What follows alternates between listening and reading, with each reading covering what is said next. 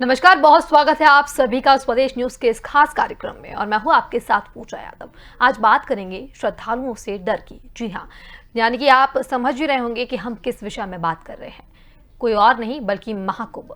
हरिद्वार के महाकुंभ से लगातार खतरा बढ़ता जा रहा है। कोरोना महामारी के बीच शनिवार को 13 दिन पहले महाकुंभ समाप्ति की घोषणा हो गई थी। हालांकि यहां 30 अप्रैल तक प्रतीकात्मक तौर पर धार्मिक आयोजन होते रहेंगे, लेकिन ऐसे में विभिन्न राज्यों से आए लोग वापस लौटने लगे हैं। संक्रमण से बचाव के लिए दिल्ली के साथ गुजरात, उड़ीसा, मध्य प्रदेश और कर्नाटक ने भी नए नियम जारी किए हैं। हरिद्वार कुंभ मेले से लौट रहे लोगों को RT-PCR टेस्ट के साथ 14 दिन अपने घर पर क्वारंटाइन रहना होगा। मध्य प्रदेश सरकार ने सभी जिलाधिकारियों को निर्देश दिया है कि वे उत्तराखंड के हरिद्वार में आयोजित होने वाले कुंभ मेले से लौटने वाले लोगों को 7 दिन होम क्वारंटाइन करें। सरकार ने कहा है कि सभी लोगों को अपने आने के बारे में जिलाधिकारियों को जानकारी भी देनी होगी। यानी कि महाकुंभ से लौटे श्रद्धालुओं से डर अब इतना है कि खुद अन्य राज्यों ने ये फैसला ले लिया है कि अब आपकी टेस्टिंग होगी, आपको गाइडलाइंस का पालन करना होगा और साथ ही साथ आपको क्वारंटाइन भी रहना होगा, क्योंकि आप अपने साथ संक्रमण भी लेकर आ सकते हैं।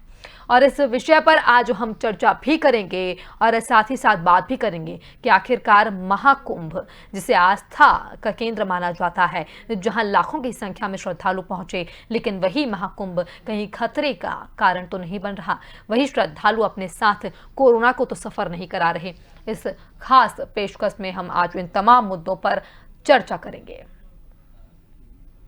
तस्वीरों में आप देख रहे हैं कि श्रद्धालु तो पहुंचे ही थे, साथ ही साथ संक्रमण का खतरा इतना बढ़ रहा है कि उसे लेकर अब सरकारों को फैसला भी लेना पड़ रहा है। महाकुंभ से लौट रहे श्रद्धालुओं से डर आखिरकार कैसे बना, इसके बारे में भी हम आपको बताते हैं। महाकुंभ जब शुरू हुआ, लाखों की तादाद में जब श्रद्धालु वहां पहुंचे, तो इसके साथ ही ये डर भी बढ़ता चला गया। महाकुंभ के दौरान कई साधु संत संक्रमण की चपेट में आए।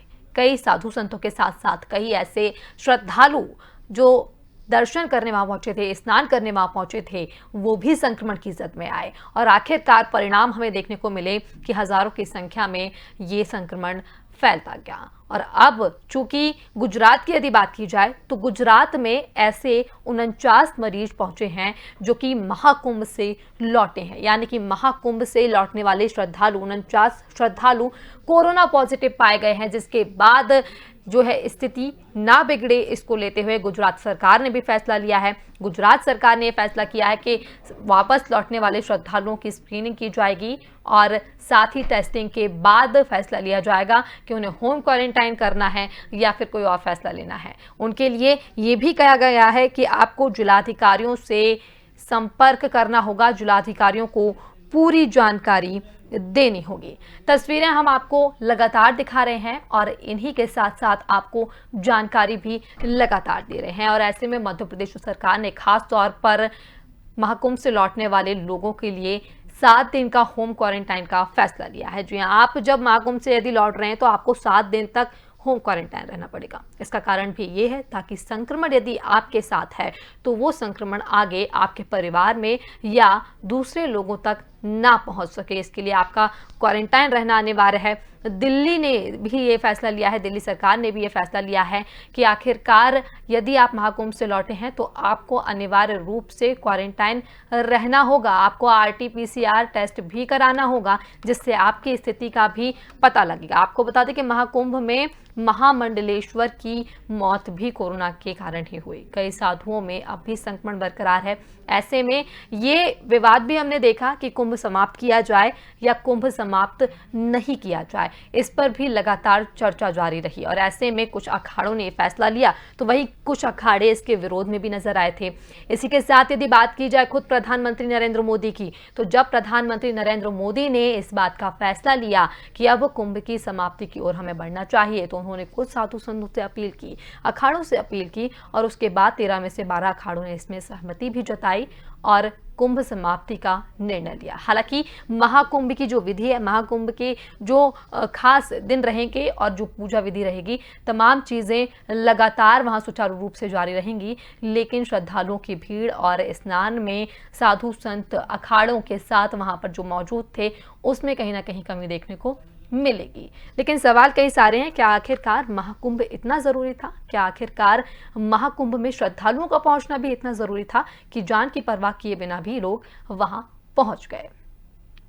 और वहीं इस चर्चा में हमारे साथ कौन कौन जुड़ेगा, इसके विषय में भी हम आपसे चर्चा करेंगे, उनसे बातचीत करेंगे कि क्या कुछ खास रहने वाला है। 5 राज्यों ने हालांकि गाइडलाइन जारी कर दी है। इन 5 राज्यों में से यदि बात की जाए तो मध्य प्रदेश, कर्नाटक ने भी गाइडलाइन जारी की है। साथ ही साथ गुजरात, दिल्ली और उड़ीसा ने भी क्वारंटाइन की गाइडलाइन जारी की है। RT-PCR टेस्ट कराने का भी निर्णय यहां लिया गया है। गुजरात, दिल्ली, उड़ीसा, किसी के भी हालात छिपे नहीं हैं, मध्य प्रदेश के हालात भी छिपे नहीं हैं। ऐसे में डर यही है कि लगातार संक्रमण तो बढ़ता ही जा रहा है, लेकिन कहीं इन श्रद्धालुओं के कारण भी संक्रमण आगे ना बढ़े। जो लोग ग्रामीण क्षेत्रों से पहुंचे हैं महाकुंभ की ओर, उनके कारण भी यहाँ खतरा ना बढ़े, ये भी प्रयास लगातार किया जा रहा है। और इसको लेकर उत्तराखंड सरकार को क्या कुछ करना चाहिए, इस पर भी हमारी नजर है, क्योंकि जब महाकुंभ का ऐलान हुआ तो कहा गया स्क्रीनिंग की जा रही है, टेस्ट किया जा रहा है, उसके बाद भी एंट्री दी जा रही है। लेकिन फिर आखिरकार संक्रमण कहाँ से आया? यदि सभी लोगों की जांच की गई होती तो ये संक्रमण इतनी अधिक संख्या में नहीं फैल सकता था। और अब हम देख रहे हैं कि देश की वो स्थिति है जहां 2,70,000 से ज्यादा लोग एक दिन में मिले हैं, और ऐसे में इन मरीजों की संख्या लगातार बढ़ती जा रही है। साथ ही साथ आपको बता दें कि मौत का आंकड़ा भी लगातार बढ़ता जा रहा है। और हमारे साथ इस चर्चा में हमारे मेहमान जुड़ चुके हैं, उनसे आपको रूबरू करा देते हैं। हमारे साथ देवेंद्र वसीम भी जुड़ चुके हैं और दिनेश अग्रवाल जुड़ चुके हैं, जो कि कांग्रेस से हैं। देवेंद्र जी बीजेपी से हमारे साथ उत्तराखंड से जुड़ रहे हैं। आप दोनों का ही बहुत बहुत स्वागत। और हमारे संवाददाता विशाल ओझा भी उत्तराखंड से जुड़े हुए हैं। हम चर्चा की शुरुआत करेंगे और सबसे पहले सवाल हमारा रहेगा बीजेपी से, देवेंद्र जी से रहेगा। और हमारा सवाल यही है देवेंद्र जी कि आखिरकार श्रद्धालुओं से अब डर लगातार बढ़ता जा रहा है, जिसको देखते हुए सरकारों ने फैसला तो ले लिया है, 5 राज्यों ने फैसला लिया है, और ऐसे में क्या आप जरूरी समझते हैं, कितना ख्याल रखना जरूरी है, ये पाबंदियां कितनी जरूरी हैं? देखिए, जिस प्रकार से पूरे देश के अंदर कोरोना का बड़ा विस्तार हो रहा है और बड़ी संख्या में जो लोग हैं वो संक्रमित हैं, करीब 2.25 लाख तक की संख्या प्रतिदिन हमारे सामने आ रही है, तो हालात पूरी तरह से भयावह हैं। और देश के कई राज्यों में स्थितियां बहुत ही खराब हैं।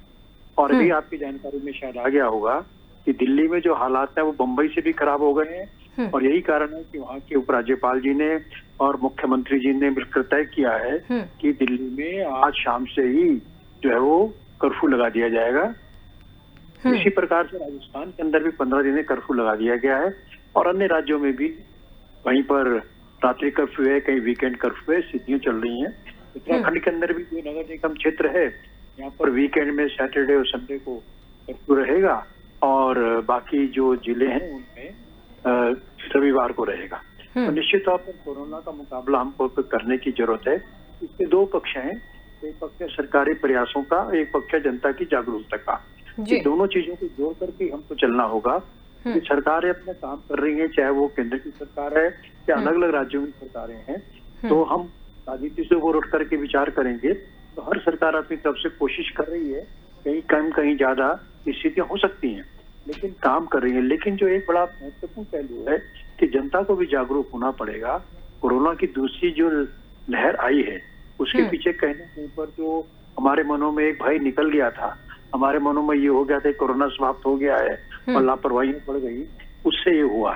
और यही वजह है कि माननीय प्रधानमंत्री जी बार बार कह रहे हैं कि मास्क पहनिए, 2 गज की दूरी रखिए, और साथ ही हाथ धोते रहिए, सैनिटाइज करते रहिए, और जो लोग 45 वर्ष या ऊपर की आयु के हैं वे अपना टीकाकरण करा लें। और अब जो हालात इतने अधिक बढ़ गए हैं उसमें कुछ दिक्कतें व्यवहारिक तौर पर भी आ गई हैं। पूरे मेडिकल सिस्टम में, डॉक्टर्स में, पैरामेडिकल स्टाफ पर, प्रशासन पर बहुत बड़ा एक दबाव बन गया है। कहीं पर ये भी सूचनाएं मिलती हैं कि बेड की कमी आ रही है वगैरह वगैरह। लेकिन हम इस लड़ाई को जीत सकते हैं। तो मेरा केवल इसमें निवेदन ये है कि सरकारें अपना काम कर रही हैं, लेकिन जनता को भी इसमें पूरा सहयोग करना होगा। उदाहरण के लिए अगर मैं देहरादून की बात करूं, यहाँ कल कर्फ्यू लगाया गया, लेकिन उसके बावजूद भी हमने बहुत से लोग ऐसे देखे जो कर्फ्यू को देखने के लिए निकले हुए थे, कर्फ्यू कैसा लगा। जो लापरवाही का पक्ष है ये हमारे लिए घातक है, हमारे जीवन के लिए घातक है। और अभी मैं डॉक्टर्स की रिपोर्ट्स में देख रहा था, उन्होंने कहा कि अगले करीब हफ्ता और 10 दिन बहुत गंभीर होने वाले हैं। हम घर से तब तक ना निकलें जब तक कि बहुत जरूरी नहीं हो, और अगर हमें मजबूरी में निकलना भी पड़ता है तो मास्क का, हाथ धोने का और जो दूसरी जो सावधानियां हैं, दूरी का, ये सब का ध्यान हमें रखना होगा। तो हम मिलजुल के लड़ेंगे, जनता सरकार मिलकर लड़ेगी, सावधानी बरती जाएगी, तो निश्चित तौर पर हम जो है इस लड़ाई को जीत सकते हैं। निश्चित तौर पर देवेंद्र जी, हमें मिलकर लड़ना है इस बीमारी से, इस महामारी से, लेकिन सवाल कई सारे हैं। अब जो है कुंभ को समाप्त कर दिया गया है, प्रधानमंत्री ने अपील भी की, लेकिन 3 शाही स्नान होने तक का इंतजार क्यों रखा गया? श्रद्धालुओं पर पहले क्यों नहीं रोक लगाई गई? क्योंकि रोक लगाने की नियत नहीं थी, नियत तो कोरोना को रोकने की थी ना। देखिए, मैं आपको बात स्पष्ट कर दूं कि हर समय की अपनी अलग परिस्थिति है। जिस समय कुंभ की शुरुआत हुई थी उस समय देश के अंदर कुंभ की स्थितियां भी इतनी खराब नहीं थी। 10 तारीख को जब पिछले महीने की हमारे नए मुख्यमंत्री जी ने पद ग्रहण किया था, उस समय के हालात और उसके बाद अप्रैल के हालात में बड़ा भारी अंतर आ गया। और आपने भी देखा है उस समय उत्तराखंड में कोरोना के इतने मामले नहीं आ रहे थे सामने, लेकिन देश भर से आ रहे थे देवेंद्र जी। उसके बाद देखिए हमारे मुख्यमंत्री जी ने बहुत स्पष्ट कहा था कि आप जो भी आएंगे, आपकी जो है आपकी PCR रिपोर्ट नेगेटिव होनी चाहिए। उसकी बॉर्डर पर चेकिंग भी होती थी।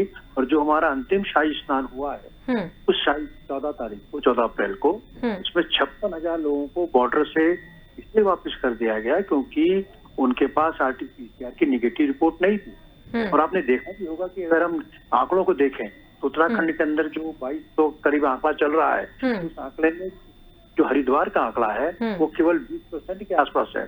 और उत्तराखंड के अंदर जो मोर्टेलिटी रेट है वो 1.57 के आसपास है। इसी प्रकार से जो हमारी रिकवरी रेट है वो 87% ऊपर का है। तो उत्तराखंड की स्थितियां देश के अन्य राज्यों की अपेक्षा बहुत नियंत्रण में है, लेकिन भयावह स्थिति मान के इसलिए चलेंगे कि बढ़ रहा है। हमें संतोष होने की आवश्यकता नहीं है, हमें और एग्रेसिव होकर लड़ने की जरूरत है। और यही कारण है कल मुख्यमंत्री जी ने आपात बैठक करने के बाद कई महत्वपूर्ण निर्णय लिए। मास्क न लगाने पर जुर्माना 500 रुपए कर दिया गया। शादियों की संख्या जो पहले थी उसे घटा करके 200 कर दिया।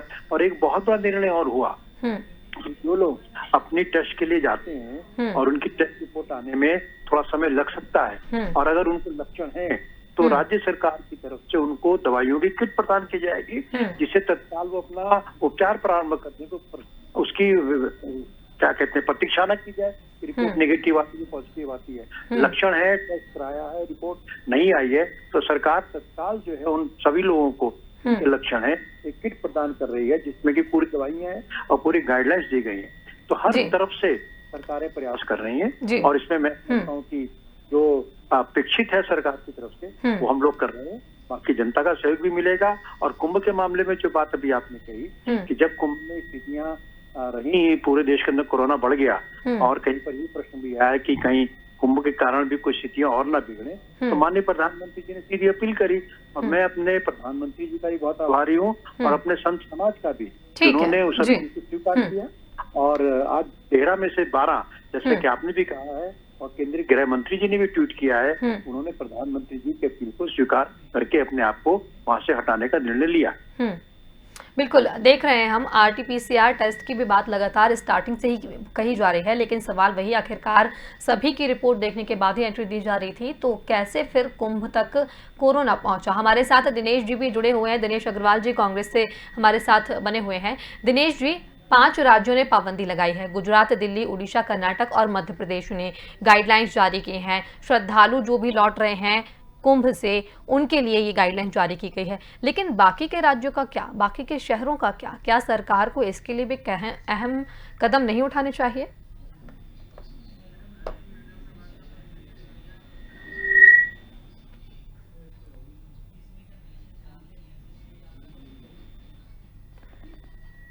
देवेंद्र जी, आपकी आवाज हम तक नहीं पहुंच पा रही, क्या आप हमें सुन पा रहे हैं?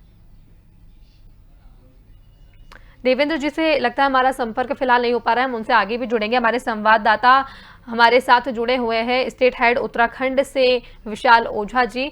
विशाल, हम देख रहे हैं कि परिस्थितियां जैसी बनी हैं उसके बाद हालात ऐसे हैं कि सिर्फ और सिर्फ डर लोगों के मन में बैठा हुआ है। श्रद्धालुओं से भी अब डर कहीं ना कहीं है सरकार को।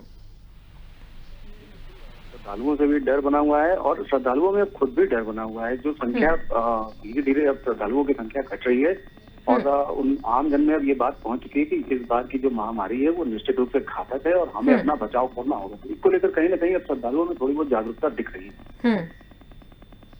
बिल्कुल विशाल, देखा जा रहा है कि जागरूकता की बात यहाँ कही जा रही है, चेकिंग की यहाँ पर बात की जा रही है, जांच की बात की जा रही है। तो जैसे कि हम लगातार अपडेट आपसे भी ले रहे हैं और खुद हमारे साथ बीजेपी से देवेंद्र जी जुड़े हुए हैं, उन्होंने भी अपना पक्ष रखा। इन तमाम चीज़ों को देखकर क्या लगता है आपको कि आखिरकार श्रद्धालुओं से वाकई में इतना डर बना हुआ है कि अब कुछ सरकारों को फैसला लेना पड़ा, लेकिन बाकी के शहरों का क्या, बाकी के जगहों का क्या जहां पर श्रद्धालु वापस लौट रहे होंगे? जी बिल्कुल, वहां पर तो और भी विकट स्थिति बननी चाहिए। जैसे कि अभी गुजरात से श्रद्धालु आए थे 49 के लगभग यहाँ पर पॉजिटिव पाए गए थे। अब वहां पर भी सरकार के लिए सबसे बड़ी चुनौती होगी कि इनकी कॉन्टेक्ट ट्रेसिंग करना, कि किनके किनके संपर्क में आए और कहाँ कहाँ से इन्होंने यात्राएं की हैं। ये भी सरकार के लिए भी एक बड़ी चुनौती बनेगा। बिल्कुल, परिस्थितियां जैसी बनी हुई हैं उनको लेकर काफ़ी ज़्यादा अब और आगे विचार करने की ज़रूरत है। दिनेश जी, हम देख रहे हैं, दिनेश जी फिलहाल हमारे साथ नहीं जुड़े हैं। देवेंद्र जी, आपसे मेरा सवाल है कि जैसा कि आप कह रहे हैं कि प्रधानमंत्री नरेंद्र मोदी जी की अपील के बाद अखाड़ों ने फैसला लिया, लेकिन मतभेद भी हमें देखने को मिला है। यहाँ पर कई सारे सवाल यहाँ पर खड़े होते हैं। और ऐसे ही यदि हम बात करें पिछले साल की, तो जब रमज़ान का समय आया था, या फिर हम बात करें जब जमातियों का मुद्दा उठा था, तब काफ़ी ज़्यादा कार्रवाइयाँ भी हमें देखने को मिली थी, काफ़ी ज़्यादा बयान भी हमें देखने को मिले थे, लोगों के इकट्ठे होने पर कई सारे सवाल खड़े हुए थे। तो हरिद्वार के लिए वही निर्णय क्यों नहीं लिया गया, या फिर क्या फर्क देखने को मिला है आपको? क्योंकि कई सारे सवाल इस बात पर भी खड़े हो रहे हैं, विपक्ष द्वारा भी सवाल खड़े किए जा रहे हैं। देखिए, मरकज का कुंभ के साथ तुलना करना बिल्कुल गलत होगा। आप जानते हैं कि मरकज में क्या हो रहा था कि एक हॉल के अंदर सैकड़ों की संख्या में, हजारों की संख्या में एक ही भवन में जो धर्म के मानने वाले हैं वो एकत्र थे और वहां पर ये कहा जा रहा था कि आपको जो है वो नहीं होगा, कोरोना नहीं होगा। इसके अलावा वहाँ टेस्टिंग के लिए भी नहीं मना कर दिया गया था, टेस्टिंग भी नहीं कराएंगे। और जब बातचीत करने के बाद उनको बाहर निकाला गया तो हमने ये भी देखा कि कई जो थे लोग, अब मैं किसी के बारे में कुछ कहना उचित नहीं समझता, वो थूक भी रहे थे। वो सारी स्थिति बड़ी भयावह थी। और दूसरी बात एक और भी है कि जब विभिन्न प्रांतों में गए, उनका ट्रैकिंग किया गया तो अधिकांश लोग जो हैं धर्म स्थलों पर पाए गए और वो लोग कोरोना पॉजिटिव पाए गए थे। हम उसकी तुलना ना करें, वो एक प्रकरण समाप्त हो गया है, हम उस पर जाकर कोई नया विवाद हमें नहीं खड़ा करना चाहिए। लेकिन तो लोगों की बात जब भी की जाती है देवेंद्र जी, जिम्मेदारी तो हर किसी को समझनी होगी ना। यदि वहाँ लोग इकट्ठे हो रहे थे तो यहाँ भी तो लाखों की संख्या में लोग पहुंचे थे। फर्क है, मैं फर्क तो बताता हूँ। पहली बात है कि हम किसी भी श्रद्धालु ने टेस्ट कराने से मना नहीं किया। दूसरी बात, टेस्ट करने के बाद प्रवेश दिया गया। यहाँ तक कि अखाड़ों के अंदर भी टेस्टिंग जम करके हुआ और मीडिया कर्मी जो कुंभ को कवर कर रहे थे उनकी बाकायदा भी टेस्टिंग हुई है।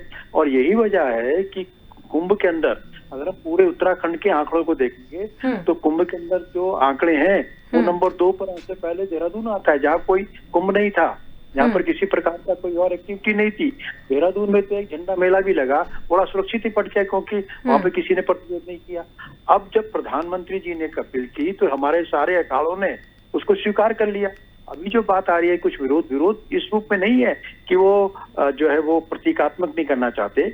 मूल बात क्या है कि एक अखाड़ा जो बैरागी अखाड़ा है उसकी परंपरा के अनुसार उनका जो 27 अप्रैल का स्नान तय है। जी देवेंद्र जी, माफ कीजिएगा, आपको बीच में रुकना चाह रही हूँ। हमारे साथ दिनेश जी एक बार फिर से जुड़ चुके हैं, हम दिनेश जी से सवाल ले लेते हैं अपना। दिनेश जी, हम देख रहे हैं 5 राज्यों ने पाबंदियां लगा दी हैं जो श्रद्धालु कुंभ से लौट रहे हैं उन पर, कि आपको टेस्ट कराना होगा, आपको आइसोलेट होना पड़ेगा। ऐसे में सवाल कई सारे खड़े होते हैं, क्या श्रद्धालुओं के साथ संक्रमण भी आगे बढ़ रहा है और इस संक्रमण को रोकने के लिए क्या सिर्फ 5 राज्यों को ही निर्णय लेना जरूरी है? क्या दूसरे राज्य इस पर आखिरकार कब एक्शन लेंगे या फिर कब टेस्टिंग कराने का फैसला लिया जाएगा? उत्तराखंड सरकार की भी यदि हम बात करें तो जिस प्रकार से आने से पहले जांच की जा रही थी, वैसे ही जाने के बाद जांच क्यों नहीं की जा रही है?